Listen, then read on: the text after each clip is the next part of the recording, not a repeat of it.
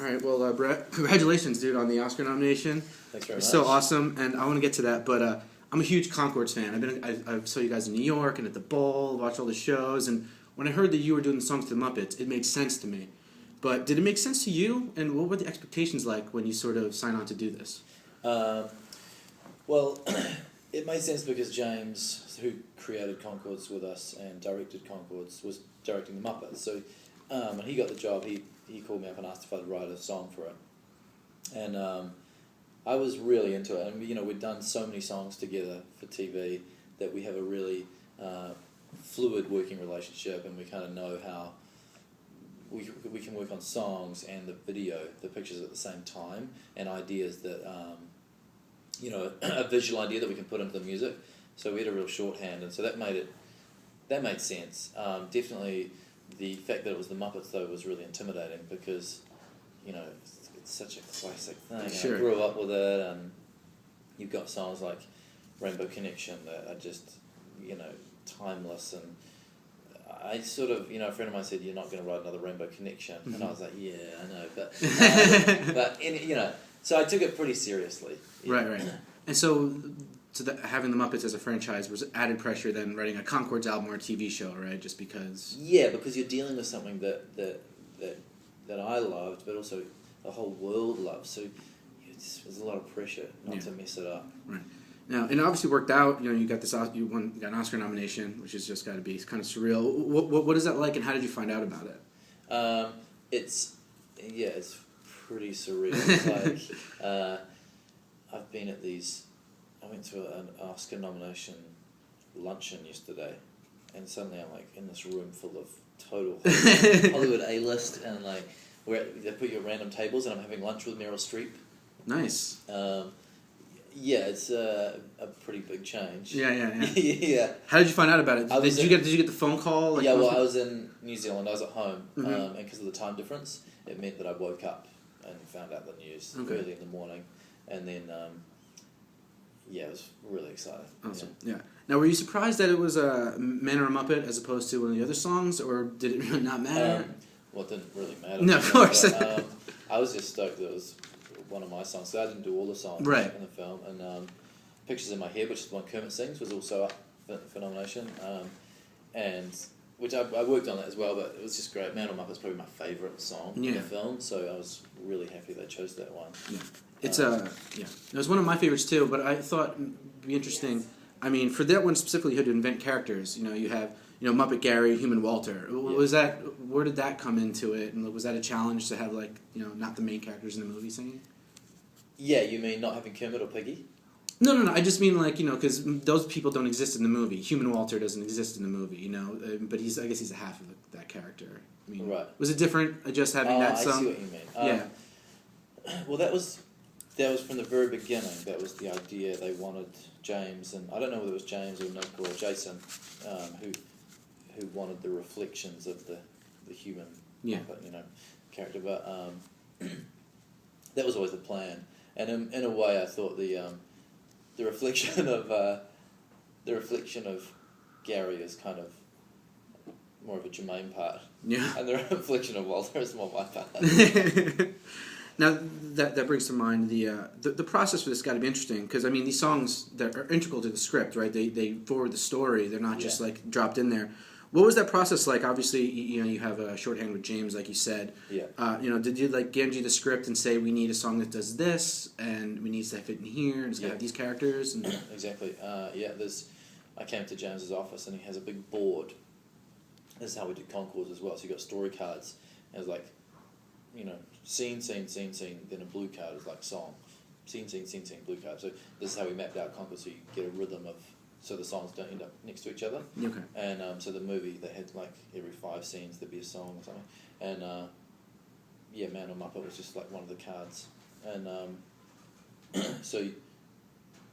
has to move the story forward. And that's one of the challenges of writing songs for musical films. I think that's the difference between writing just a song and a song that works in a movie or on TV. Mm-hmm.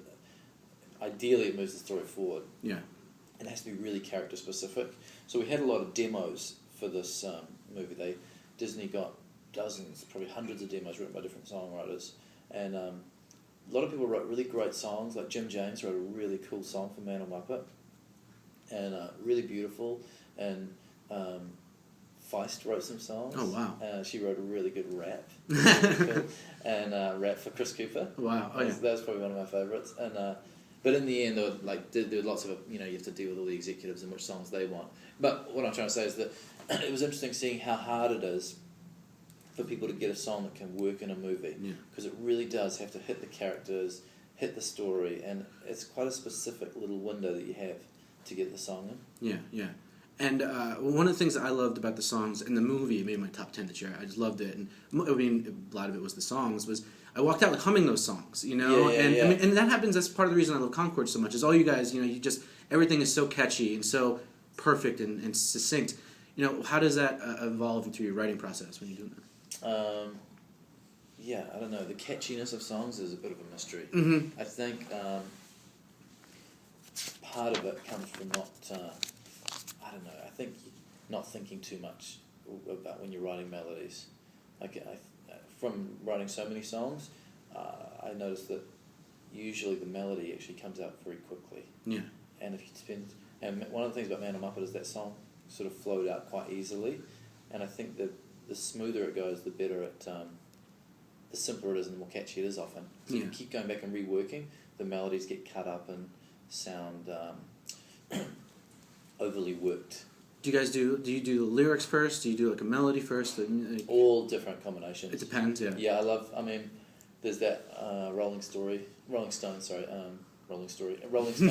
story, where they would sometimes write songs where it's just, they get a groove going and then just, and it's like, they don't know what the words are. Sure, yeah. And then gradually fill the words into the melody. And I think there's the great Michael Jackson demo of Billie Jean. Mm-hmm. Have you heard that? No. You can get it on iTunes, I think. It's like 81, it's his home recording of Billie Jean.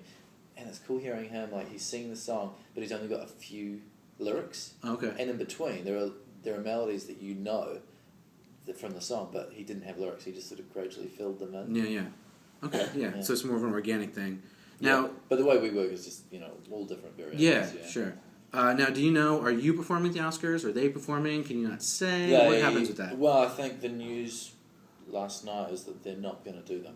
They're not going to perform the songs at all? No, it's a downer. It is such a downer. It is because, it'll be fun for me to get to do it, or it'll be fun to have, it'll be hilarious if we got to get some Muppets up there. Yeah. We could get Jason and Walter singing it. The key to having Man on Muppet performed is that we have a man and a Muppet.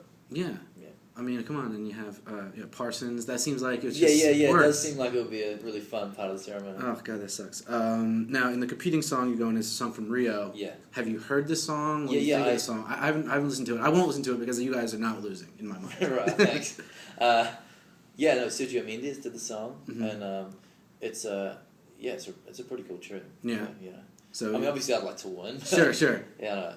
Either way, it's only two of us, so. Yeah. It's good either way. It's a coin flip. I come second if I don't win.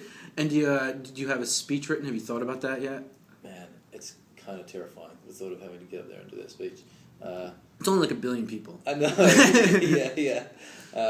I sometimes wake up in the middle of the night and go, what am I going to say if I actually get one? Yeah, okay. I don't know yet. All right. Now, I mean, obviously this was a success. The movie, your songs, Oscar nomination. Are you going to... do more movies after this, or is there another Concords album, or, please say there's a Concords album. There isn't a Concords album. No? Not yet, but... Yeah. There's so many different things going on. Like what? Well, Germain and I are going to go on tour this year. And that's good news. Down New Zealand, Australia, so we haven't played that makes sense. And then I've done a film called Austin Land. Mm-hmm. Which is, I think, coming out this year. They're sort of doing the final production things at the moment. I did that with Kerry Russell, and it's directed by Jerusha Hess, who wrote Napoleon Dynamite. Okay, yeah. That's not a musical. Right, yeah. So that was a fun acting job and a comedy. And you have another acting job that, is kind of interesting. What's that? The Hobbit. Oh, yeah. That was a fun acting job. Are you done with that now? Or are you just in the first movie? What do you know? I don't know which movie I'm in, and I don't know, to be honest, who knows if I'll make it through the edit, because they film so much stuff. Sure. And I am definitely not an integral elf, but I'm, it's a little cameo. Oh, okay. So it's sort of like in the other films where you just maybe pop a little up. bit bigger, but I'm just hanging around Elrond. Right. Now I'm looking forward to, as we wrap up here, the Blu-ray coming out.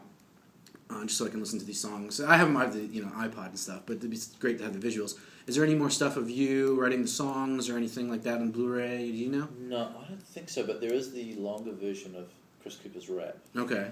Which has one of my favourite gags about gold plating a cat. he I think something like, "I got so much gold, I gold plated my cat. I don't regret much, but I do regret that." That was his line. It was one of my favourite lines in the rap, but it didn't make it. It didn't make the movie. All right, cool. And they actually they got this gold-plated cat statue made, so you'll see it in the DVD. Oh, awesome. All right, well, congratulations. It's so awesome. Thanks very much. Thank you.